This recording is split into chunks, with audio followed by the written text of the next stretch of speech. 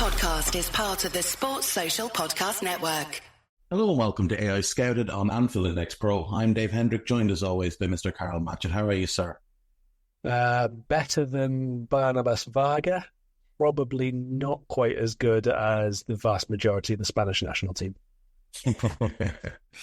Yes, so last night in the Hungary versus Scotland game, we had a quite terrifying moment as Barnabas Varga was stretchered off after jumping for a ball where Angus Gunn came out. No blame on Gunn here at all. He came out to win the ball. He did win the ball, but unfortunately he did catch Varga quite forcefully in the face with his other arm. And for those of us who are, of a nostalgic old man type of variety, it did bring back, some memories of the infamous Battiston-Schumacher clash from the 80s. He is in a stable condition. He has multiple fractures of bones in his face and displacement of said fractures. So he's got a long road ahead of him to get back on the pitch, and hopefully he makes a full recovery. But in that game as well, Karl, Hungary did win 1-0. A late goal after what Guy correctly described before the game as a very, very, before the podcast, as quite a dull game. The only goal of the game scored in the 100th minute by Sobot. I felt like on the balance of it, Hungary did deserve the win. But, you did feel a little bit of sympathy for the Scots, who are now eliminated. And Hungary now have to just wait and see if they're one of the 4 best third-place teams. I will agree with everything there that you've said, with the exception of you feel sorry for Scotland. I don't. This was a diabolical showing. They had to win a game, and they had one shot before the 80th minute. I don't feel any sorry for them whatsoever. They had... I know that Steve Clarke wants to be pragmatic and cautious and all the rest of it, but this was just so beyond that. And as I said, the 80th minute, their second shot came in injury time. So one shot in 90 minutes of the game they had to win. This was... I get that Scotland are not a great side, or they haven't got great depth or anything, but they didn't even have a go until way, way, way too late. And I'm not buying that they kept themselves in with a shout of winning through till the last knock-ins of the game. The game was there to be won. The game was there to be won in the opening 10 minutes if they'd have gone for it, because Hungary sat off so much, because they were the slightly more at-risk side, let's say, because they didn't even have a point to their name. That Hungary had to win and went for it during the game, during the first half, had a few chances. They hit the woodwork twice during the match, even before they scored. Scotland did nothing. This was a shocking showing for a game that they had to win. History was there for them to make, and they did nothing about it. Yeah, do you know what? You are 100% correct. I mean, the bottom line of it is Scotland had to win. A draw was not going to be good enough. 2 points was not going to get you through. So they would have been better off just going for it from the start. And if they'd lost 3-0, 4-1, whatever, at least they'd have had a go. Yeah, no, you are entirely correct. It was quite a cowardly performance from the Scots over the course of the 90 minutes. And like you said, they had one shot in the 90 and I think 3 in the stoppage time. They forced 0 saves from Peter Galaxy. 0 saves. And again lined up with 5 defenders, 4 midfielders, and a striker who isn't really a striker. I mean, Che Adams, when he was at Sheffield United, when he was at Birmingham, he's more naturally sort of a second striker or attacking midfielder than he is a number 9. And, look, I know they don't have great attacking options, but you had Lawrence Shankland on the bench, and yeah, he's not a top-end player, but he is a striker. You had the option to bring on someone like a Tommy Conway or someone like a James Forrest with pace and at least a track record of getting goals. Tommy Conway's a really, really promising young player who it was called up obviously late to the squad, but he's coming off an impressive season with Bristol. In fact, you could say he's coming off 2 impressive seasons. He had 12 goals in 38 games in his first full season and 12 and 43 this time around. And he didn't play a minute in this competition. Not 1 minute. His only appearance was in the last pre-tournament friendly against Finland. He came off the bench. So he got 0 minutes in the competition. I don't think Forrest played either. Like, that's shameful. Forrest as well. Forrest he forced his way into that squad by his end of season form. Why not make the most of it? Even a bit. Yeah, just give them a run. Like, what do you have to lose? What do you have to lose? And like, what is it that Kenny McLean is going to give you? What is it that Lewis Morgan is going to give you? I didn't understand it at all. Morgan had an opportunity in this competition and didn't look good. Like, Stuart Armstrong's not coming in off a particularly strong season, and he's getting minutes. I didn't understand Clark's mentality at all. Clark took 1 goal scorer in that squad in Lawrence Shankland, and I get if he thinks he's not like the one to be playing all game or whatever, but he's your 1 goal scorer, and he had 23 minutes in the tournament. Yeah. So out goes Scotland, and as I said, Hungary now must wait to see if they will qualify. So as things stand, they have 3 points. Their goal difference is -3. The other third place teams before the final round of games are Albania with 1 point. So if they fail to win their last game, that's one team that Scotland or that Hungary will be above. Slovenia have 2 points, as do Denmark. So Slovenia play England.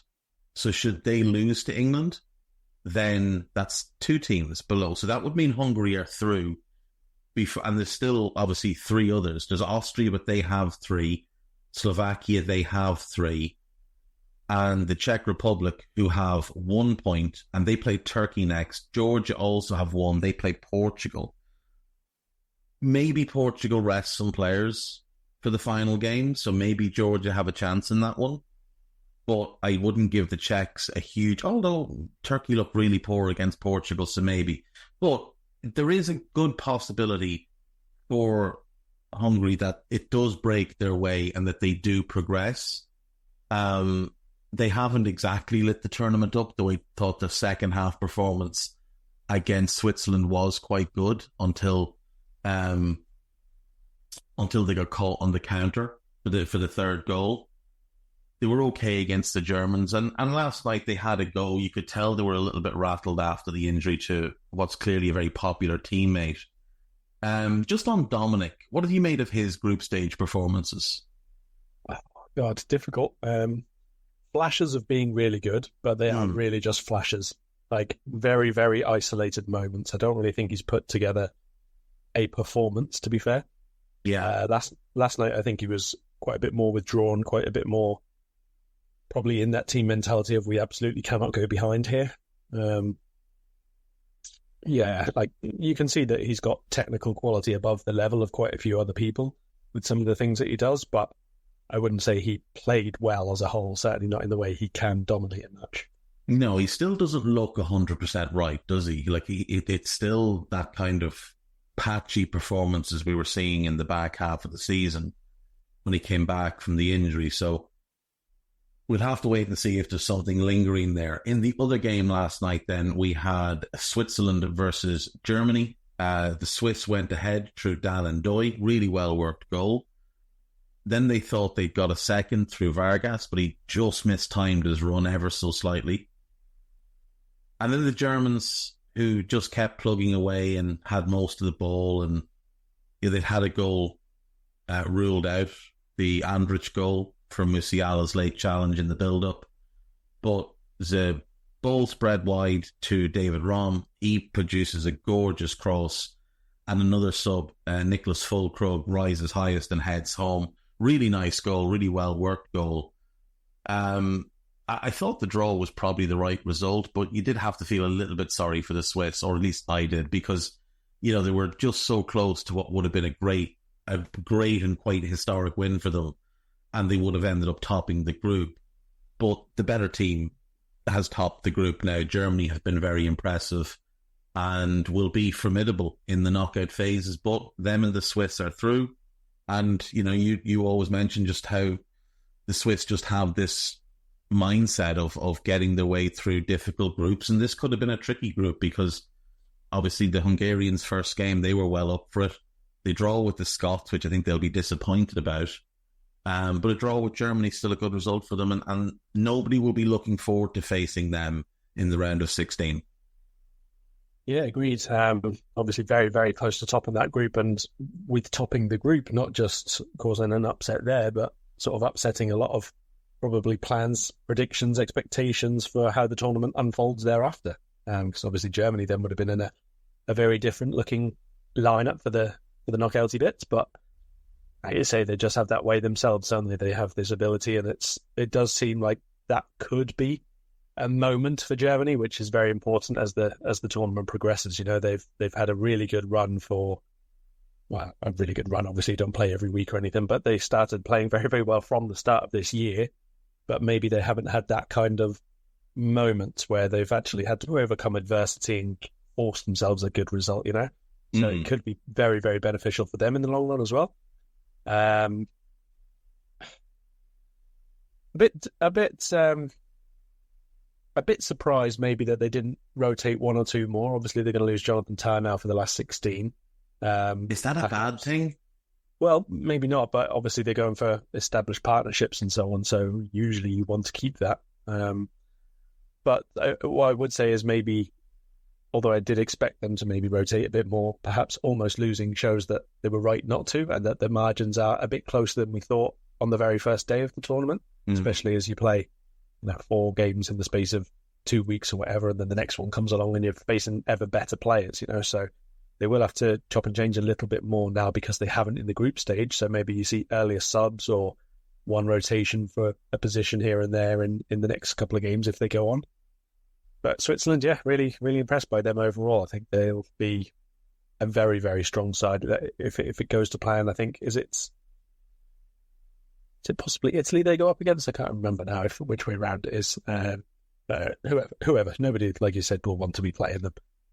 I think that they have maybe not found the goal scorer they want, but like we spoke about before the tournament, found the collection of attackers who can score goals for them that they've really, really needed. Yeah, as things stand, Germany will play the runner-up in Group C, which is obviously England's group. So that could be Denmark, Slovenia, or Serbia, depending on how the games play out. It could even be England if they were to lose, but it won't because England will win. So, or they'll draw. They'll probably draw very boringly. Let's just say it's Denmark. So that'll be a difficult game for the Germans, but they should beat Denmark. And for the Swiss, then it's the runner-up in Group B, which is the group we have in action today. As things stand, Spain are top and breezing their way through, and I think they've already qualified, so they don't need to worry. It would be Italy as things stand, but if Spain rotate heavily and were to lose, and Italy were to lose, there is still a chance that the Italians don't qualify, because a Croatian win over them is it's a possibility. Not that Croatia have been overly impressive, but it is a possibility. So yeah, still a lot up in the air for Switzerland in terms of who they have to prepare for, but nobody will be too excited about them, and they've got players both in good form from the season and other players finding form right now, which is obviously an important thing. So on to Group B, Karl, where today we have Spain against Albania and Croatia, Italy. So let's start with Spain against Albania. Spain have been one of the most impressive teams in the competition so far. Obviously, in their first game, they looked really, really impressive against Croatia. And ran out very comfortable winners. In the scoreline might have even flattered Croatia a little bit. A 3-0 win, Morata, Fabian Ruiz and Dani Carvajal all scoring before half-time. In the second game then, they beat the Italians 1-0. Now, the scoreline says 1-0. The scorer is a Calafiori own goal, but that doesn't tell the story of the game, does it? Not in the slightest. As we said at the time or after the game, it was 3-0, 4-0. That wouldn't have flattered Spain at all. I think they were streets apart. Much, much better than Italy in build-up play, the possession, the control of the game, the areas of the pitch. The link-up play in the wide areas especially. That was... I was very surprised by the difference in quality in the wide areas between those two teams. Like, you expect Spain to be very good because of the players they have, but I also expected Italy to be good in those areas when they had the ball, when they got themselves forward. But if anything, they were worse in those areas. It was a very, very one-sided affair in those terms. So a few rotations, I suppose, we'll see for Spain. A few players who I wouldn't mind seeing get some game time at all, but probably they won't rotate too heavily, I guess. Not really sure. Feels like they could rotate the whole team and still get at least a draw, right? But I don't know whether they're actually going to do that now or not. Yeah, it's tough to know. Like, they might just like the rhythm that they're in, and it's not like they've been overly taxed in the games they've played. They have been able to make early substitutions and keep players fresh. So they might, kind of start with their first 11, but then have, planned substitutions on, say, 60 and 75 or whatever. Albania need to win this game to have any hope of going through. So, they're going to go full strength. Now, obviously, they lost to the Italians in the first game. They went 1-up in the first minute and then conceded 2 goals in the 11th and 16th minute. Bajrami scored for them, Bastoni and Barea with the goals for the Italians. Then they played the Croatians. They went 1-up, 11 minutes, Laki scores. Then they fell apart very briefly in Kramaric, and an own goal by Gisula put them 2-1 behind. But then the game descended into anarchy, chaos, and actually just incredibly good fun. And Gisula scores at the right end, and they get a 2-2 draw, which I felt they deserved the win. I just wasn't impressed at all by the Croats. But this makes it very hard for Albania, because if they'd won that game, they could be looking at this and thinking, okay, if a draw would be incredible and guarantee us a spot in the knockouts, but even if we lose by 1 goal, we'll probably still get through because our goal difference will help us a little bit. It'll be better than the Hungarian goal difference. So we'd be above them.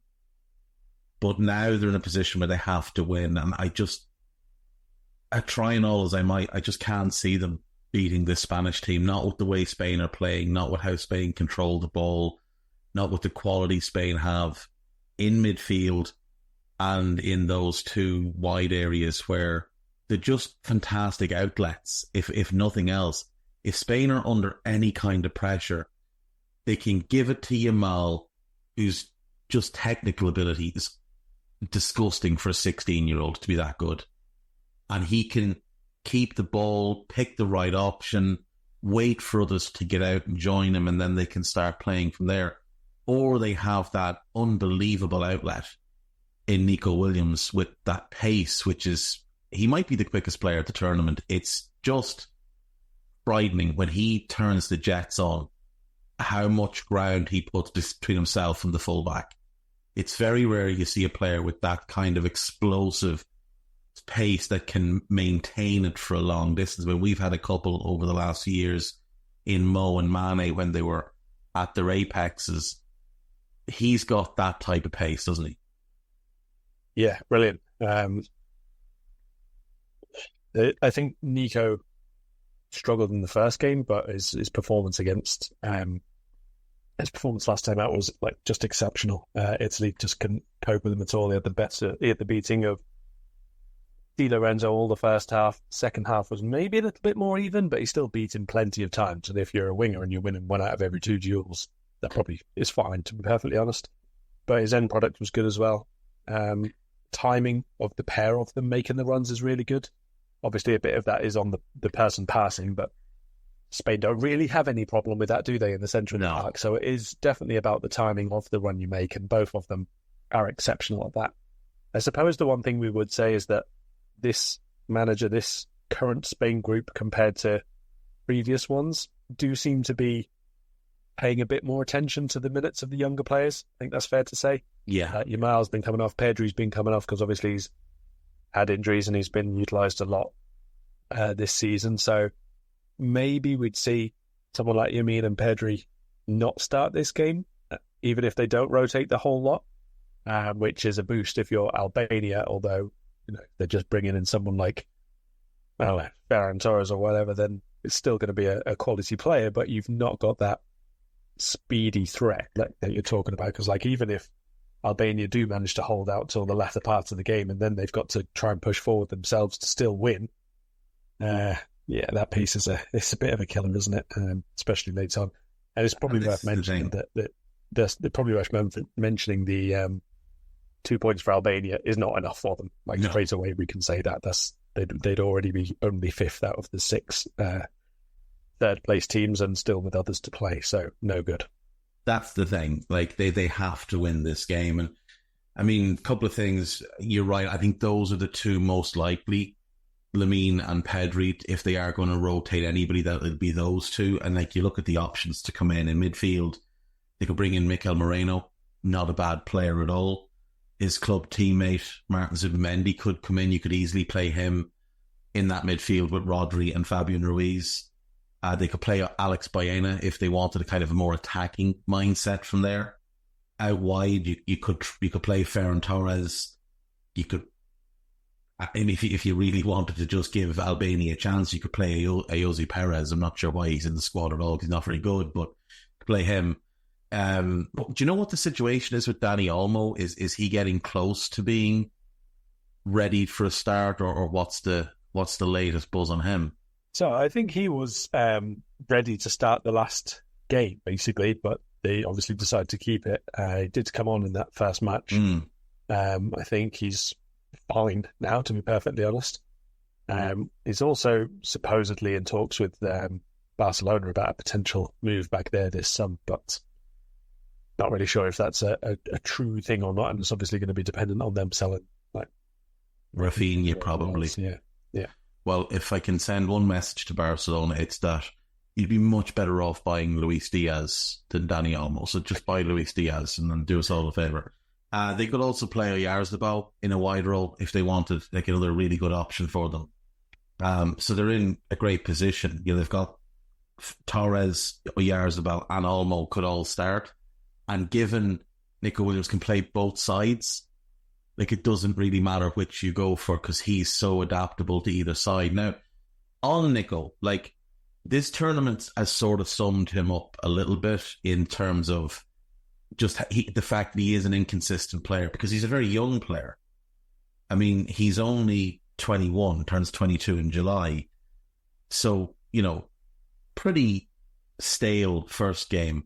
And then a really good second game. And if you watch Bilbao, that's often the case with him, where he's really good one week and then kind of a non-factor the other week. But what you said about him and Di Lorenzo, it just highlights how unfair the game is on defenders. Because, as you said, as a winger, if you take the fullback on twice and beat him once, and let's say you take him on 4 times and beat him twice, you take him on 6 times and beat him 3 times, you're seeing as having had success. But he's seen as getting roasted. If you beat him 3 times in a game, people will say he's been roasted, that he hasn't dealt with you. Do defenders are judged on such a harder curve than attacking players, because an attacker can be dreadful for 89 minutes and score a goal or create a goal, and they'll get lavished with praise. A defender can be unbelievable for 89 minutes, make one mistake, and it's all people remember. And the most striking example of that is the 2022 Champions League final, where Trent put a straitjacket on Vinicius Jr. and absolutely marked him out of the game. Now, he had help from Ebou, no question, but Trent was brilliant defensively on the night, and he switched off on their goal and he lost track of where Vinicius was, and Vinicius scores. And all people remember from that game is that goal. They don't remember anything else that Trent did in that game. That's such a shame. And I just think we need to be a bit kinder to defenders, because I do think they've got a tougher job than the forwards do. So let's just do a prediction on this one. I think we're looking at a 2-1 Spain win.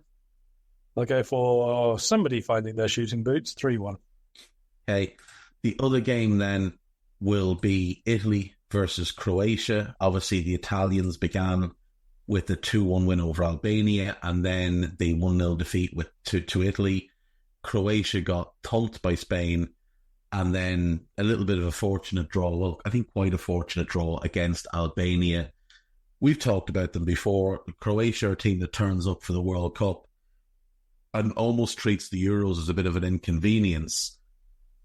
This is a tough game for both sides, though, because Italy know a point is enough to secure a second. And if they do secure a second, that gets them Switzerland, which, to be fair, like it won't be an easy game, obviously, and nobody's looking forward to playing the Swiss, but it's better than some of the other draws they could have got coming out of this group. For Croatia, they have to win. Like, it's must win for them. And when you look at the makeup of the Croatian squad, and you see, in midfield, you've got Kovacic is 30, you've got Modric is 38, Brozovic is 31, you've got Kramaric in attack is 32, Budimir is 32. At the back, you've got Vida, who obviously doesn't play anymore, but he's 35. Like, this could well be sort of the last hurrah for all of them at the international level, because, I mean, maybe Modric hangs around to the next World Cup. He'd be 40, almost 41. I think he'll do one more year at Real, and then maybe he goes back to Croatia and plays for Dinamo Zagreb or something for a year, or maybe he goes to Saudi or the MLS or something. I do think he'll keep playing at club level for 2 more years, but at international level, who knows? Like, this could be the last hurrah for so many of these. And it would be a bit of a shame, given what they've accomplished, if they did just kind of go out bottom of the group with only a draw against Albania, which they would have viewed as a definite win before the tournament to show for their efforts. I guess so. I think that there should have been a bit more effort for renewal for this team by now. It's difficult because they've had such a high-class group, especially in that midfield. But we've seen over the last couple of games, we spoke about Brozovic in the first match. Second match, he was equally as bad. Like, really, really poor. I think there needs to be a bit more ruthlessness, perhaps, if anything else. If someone's costing you goals, if they're not at the performance level that they were previously, maybe that's the one that you focus on changing. You haven't got to change like an entire midfield or take out 7 at once, but do make the changes when you've got players coming through, when you've got 1 or 2 of the former big group who were really, really good, and they're clearly not now. Like, it's a little bit like Kovacic was sort of in the same boat for a while, where it was Rakitic and Modric for years and years and years, and eventually Rakitic retired, and then Kovacic came into the team, even though he'd been in the squad for like about 6 years by that point. It's almost the same now for like Nikola Vlasic, Mario Pasalic, that kind of thing. They've been in the squad for ages. Basically, they just either play if someone's injured or they'll come on the sub in games. That's their role. But I just think that there's a few, especially in the attack, where it's much of the same. They've always just like, well, we'll play Pekovic today, and then the second game we'll bring Budimir in for him because Pekovic won't have done anything, and then we'll play Kramaric because we still won't have scored a goal. Do something else. Come on. Yeah, I mean, there's got to be. I don't know much about the Croatian under-21 team at all. Surely there's somebody there that could have given you something. And you're right. I mean, you look at Vlasic, 56 caps, and Pasalic, 63 caps. So, they've had a lot of international games, but I'd be nearly certain both of them are probably sitting on, less than 20 starts each. That's not ideal. Not ideal at all. They have turned the defence over a decent amount, which has been positive. And now they've got, a young centre-back pairing, and they can kind of build from there. But yeah, the attack and the midfield. Look, the midfield, at least you could argue they had great players. Like Rakitic was great for them. Brozovic, before this decline, was great for them. Kovacic was kind of the one on the fringe, but, still a top player. And obviously Modric was one of the world's best. So you could see the argument to be made there for not changing things too much. And, with the younger players that came along, like your Vlasic and your Pasalic and your Lovro-Mayer, you could see the argument for just having them to supplement the ones that were already in there getting the heavy minutes. But there's never been the case in the attack. Like, other than Mandzukic, I suppose Perisic you could count as a winger, but like they just haven't had the same type of options in attack. There hasn't been the same excuse of, oh, well, like, we've got a great player there, so, we know you're really talented, winger X, but, unfortunately, you're just going to have to be the backup. That hasn't been the case in the attack. Perisic, another one that this could be his last international tournament as well. Like, he's already back playing in his homeland and may well retire in the next year or so.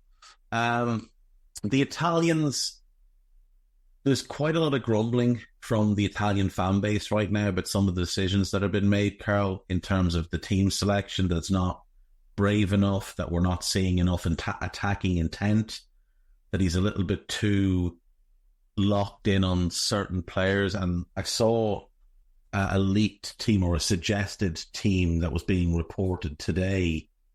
And I have to say, it didn't fill me with confidence if I'm a fan of Italian football and I'm looking for the national team to excel in this competition. It struck me as like a little bit like the Scottish approach of being a little bit cowardly. So it's Donnarumma, Di Lorenzo, Bastoni, Calafiori, and then Darmian coming in at left back, who, isn't good. Jorginho then in the kind of the holding position, with Cambiasso, who's a fullback, playing as a winger. Cristante coming in midfield next to Barella. And then Chiesa on the left with Retegui up front. That's not a team that's going to... It's not a team that's really going to trouble anybody, is it? No. This game aside, it definitely wouldn't be a team that's going to trouble Switzerland, let's be honest. Which is why I mentioned them before, but... First of all, they've got to get it done, because they were not impressive in the slightest against Spain. Actively poor. And yeah, they won the first game against Albania. I wouldn't say they swept the floor with them, and obviously they needed a big kickstart there as well. I don't think they can probably afford to let this game against Croatia drift. If they do, this tournament can bite you very, very quickly. Yeah, exactly. Let's go predictions. I'll go the draw. I'm not filled with confidence by the Italians based on that team, so I'll go 1-1. Yeah, I'll go Croatia win. I'll go a 2-1 Croatia. I don't like either of these teams, I'll be honest, but trying to think of who might really fire in the final third. I just not seeing it with Italy at the minute, so I'll go with a scrappy 2-1 Croatia. Which would put Croatia through in second place and leave the Italians hoping that they can get one of the third places, which would put Croatia up against Switzerland, which I think is a game you might fancy the Swiss to win. Right, we will leave it there for today then, and we'll be back tomorrow. So take care of yourselves. Bye-bye. Sports Social Podcast Network.